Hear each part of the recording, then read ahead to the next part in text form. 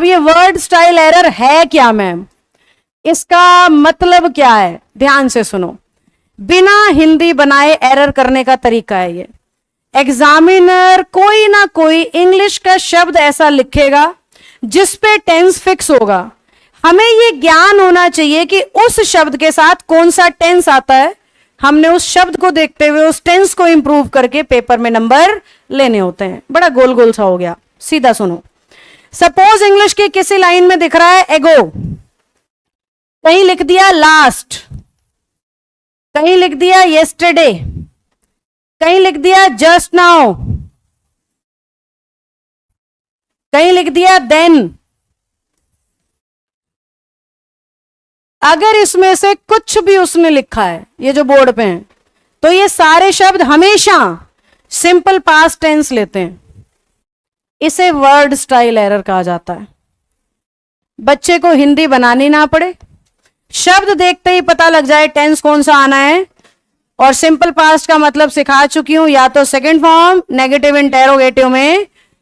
तो हमारा काम बस इतना ही है, इन शब्दों को याद करना, इनके हिसाब से टेंस लगाना। मैंने जस्ट नॉट लिख दिया था, नाउ बनाया तो था पर फीलिंग नहीं आ रही थी, अब आ गई। पहला शब्द क्या है स्क्रीन पे, एगो, दूसरा, तीसरा, चौथा और पांचवा।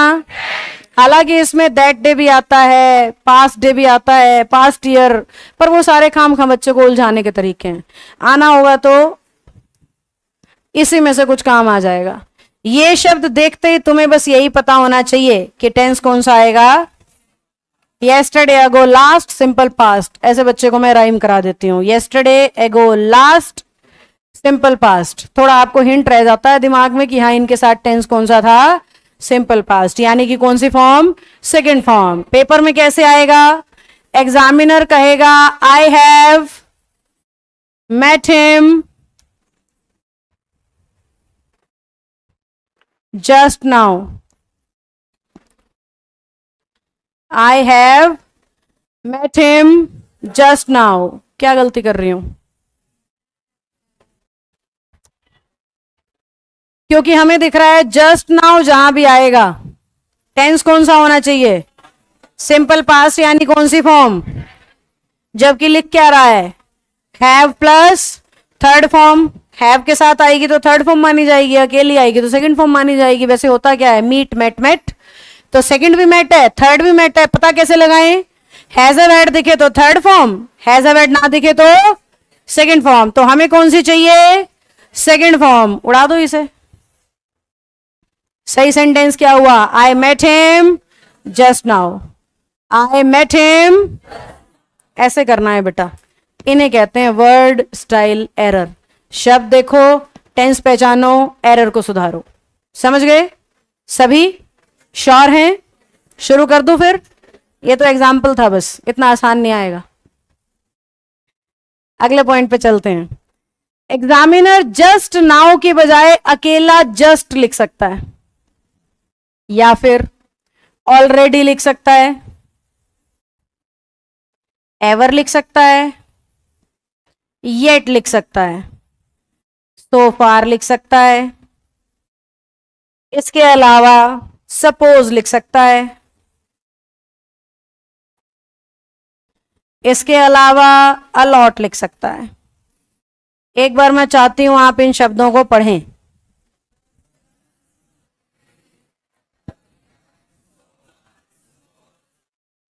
फिर से पढ़ो।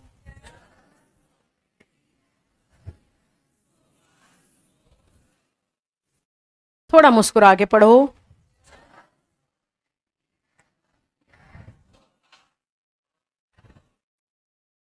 मैं बिल्कुल आपके सुर नहीं मिलवा रही, मैं सिर्फ दिमाग से शब्द गुजार रही हूं।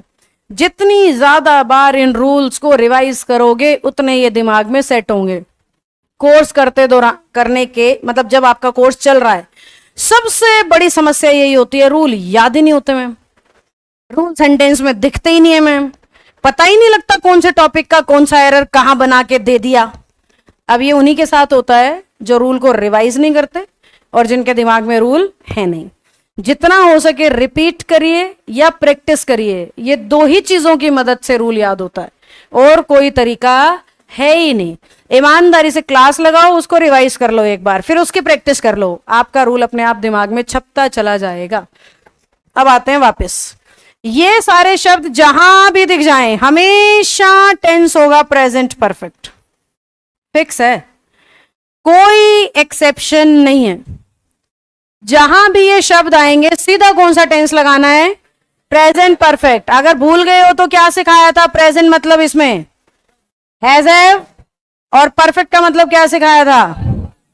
तो सीधी सी भाषा में हम ये कह रहे हैं, इन शब्दों को देखते he has have third form लगा दो, इन शब्दों को देखते he has have third form लगा दो। सपोज इससे पिछले वाली स्लाइड पे जो हमारा क्वेश्चन था, I met him just now, मैं इसमें से नाउ गायब कर दूं, रूल बदल गया।